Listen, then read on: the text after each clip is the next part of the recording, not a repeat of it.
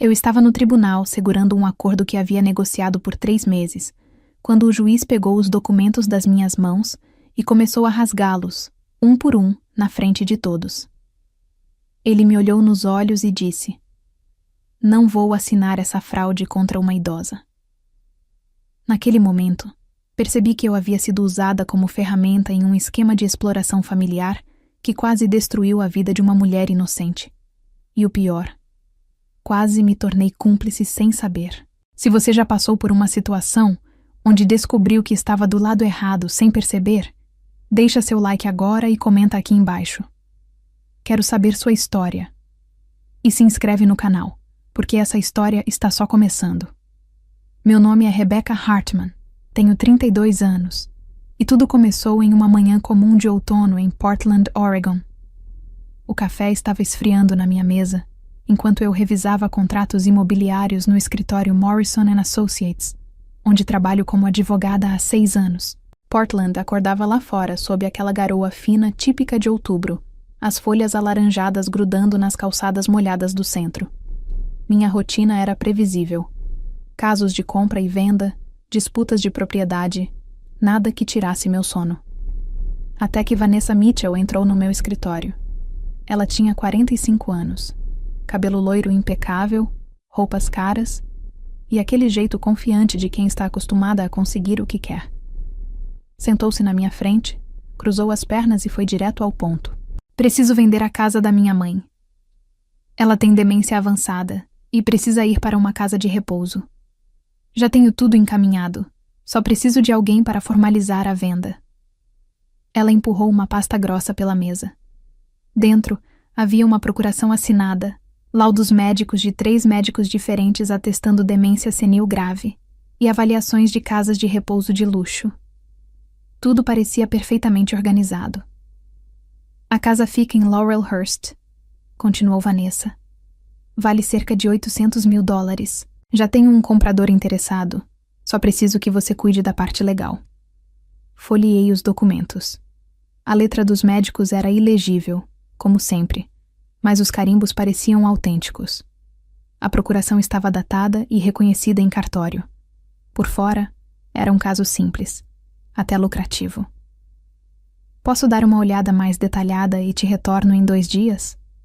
Vanessa sorriu. Claro. Mas preciso que isso ande rápido. Mamãe não está bem, e cada dia que passa é mais difícil para ela. Nos dias seguintes, comecei a organizar a papelada. Entrei em contato com o comprador, um investidor que queria transformar a casa em aluguel de temporada. Tudo fluía perfeitamente. Talvez perfeitamente demais. Na sexta-feira, decidi fazer uma visita técnica à propriedade. Era protocolo, mas também curiosidade. A casa em Laurelhurst era linda. Estilo vitoriano, jardim bem cuidado, varandas amplas. Vanessa me recebeu na porta, um pouco tensa. Minha mãe está dormindo lá em cima. Ela tem episódios de confusão, então é melhor não incomodá-la. Entendi.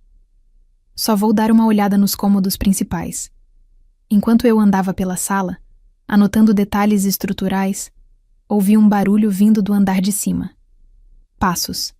Depois, uma voz trêmula, mas clara. Me tirem daqui. Não quero vender nada. Essa casa é minha.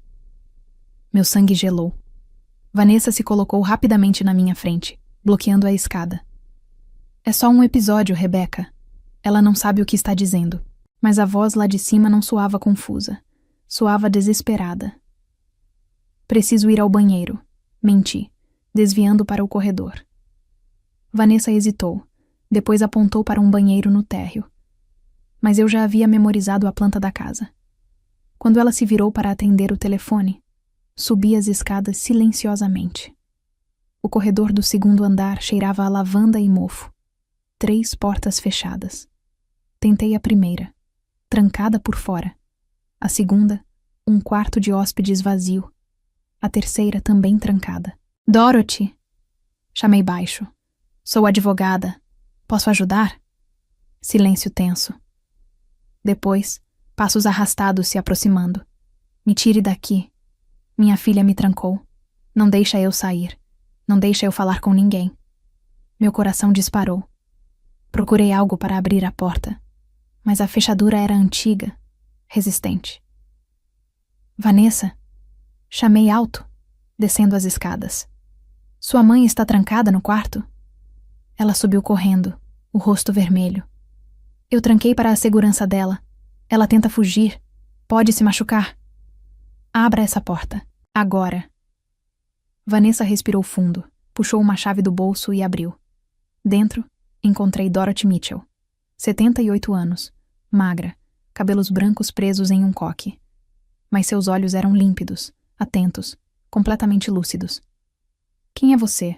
Ela perguntou. Rebecca Hartman. Sou advogada. Sua filha me contratou para vender esta casa. Dorothy levantou devagar da cama, segurando na parede. Vender? Eu nunca autorizei venda nenhuma. Essa casa é minha. Foi do meu marido. Vanessa quer me roubar. Vanessa cruzou os braços. Viu? Ela delira. Não sabe nem que dia é hoje.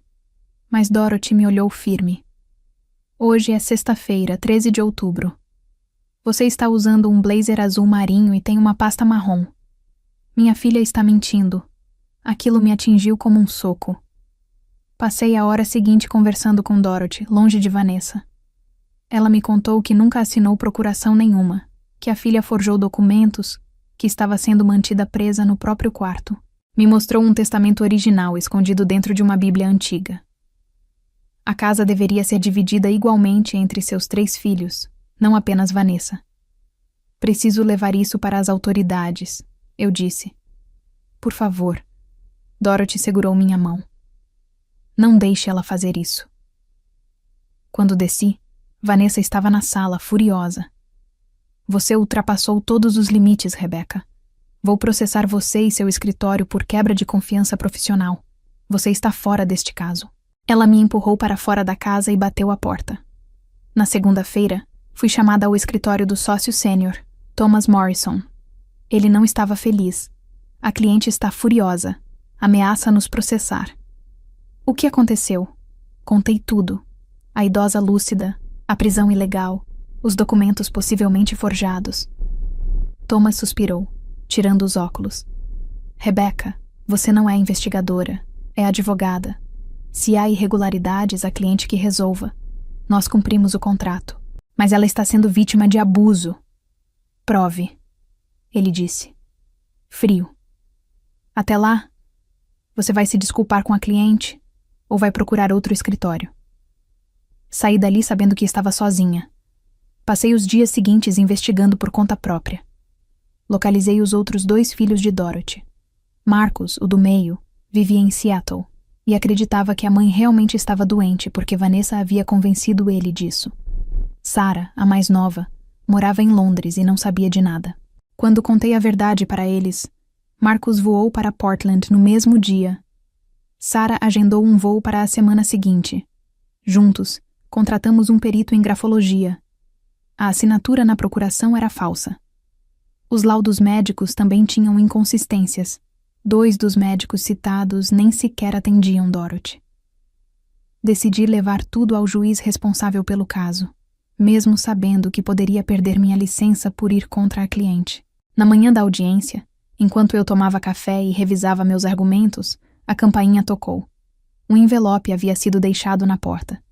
Dentro, fotos minhas saindo de bares, em situações que pareciam comprometedoras, todas tiradas de ângulos que distorciam a realidade. E um bilhete. Desista, ou todos vão ver isso. Minhas mãos tremeram, mas então pensei em Dorothy, presa naquele quarto. Guardei o envelope na bolsa e segui para o tribunal. A sala de audiências do tribunal de Multnomah estava gelada naquela manhã. Vanessa chegou com 2 advogados caros, ternos impecáveis, confiança estampada no rosto. Ela me lançou um olhar de desprezo quando passei. O juiz Harold Shen, 60 anos, conhecido por ser rigoroso e justo, entrou e todos se levantaram. Podemos começar, disse ele ajeitando os óculos. Vanessa apresentou primeiro. Seu advogado principal, um homem chamado Gerald, expôs o caso com eloquência. Mãe idosa, demência grave, necessidade de cuidados especializados, filha dedicada tentando fazer o melhor. Então o juiz se virou para mim. Advogada Hartman, entendo que há contestações? Sim, Excelência. Respiro fundo. Trago evidências de que a suposta incapacidade da senhora Dorothy Mitchell foi fabricada e que há tentativa de fraude contra uma idosa. O tribunal ficou em silêncio. Apresentei o laudo do perito grafológico mostrando a falsificação. Mostrei as inconsistências nos laudos médicos. E então, fiz o que ninguém esperava. Excelência, trouxe a senhora Dorothy Mitchell para depor. A porta lateral se abriu. Dorothy entrou, amparada por Marcos. Vanessa empalideceu. O juiz Chen se inclinou para a frente, observando Dorothy cuidadosamente. A senhora está bem para depor? Dorothy sorriu, cansada, mas firme. Estou, meritíssimo. E estou aqui para contar a verdade sobre minha própria filha. Pelos próximos 20 minutos, Dorothy relatou tudo. O isolamento, a falsificação, as ameaças. Respondeu perguntas complexas do juiz sobre datas, valores, documentos. Estava completamente lúcida. O juiz Chen olhou para Vanessa. Alguma explicação? Ela tentou falar, mas apenas gaguejou. Então o juiz pegou o acordo de venda que estava sobre a mesa. Segurou com as 2 mãos, olhou para Vanessa, depois para mim, e começou a rasgar, folha por folha. O som ecoou na sala. Não vou assinar essa fraude contra uma idosa. O juiz Chen ordenou investigação criminal imediata contra Vanessa.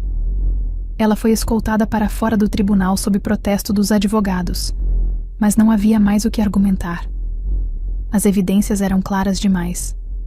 Dorothy recuperou o controle total de seus bens naquele mesmo dia.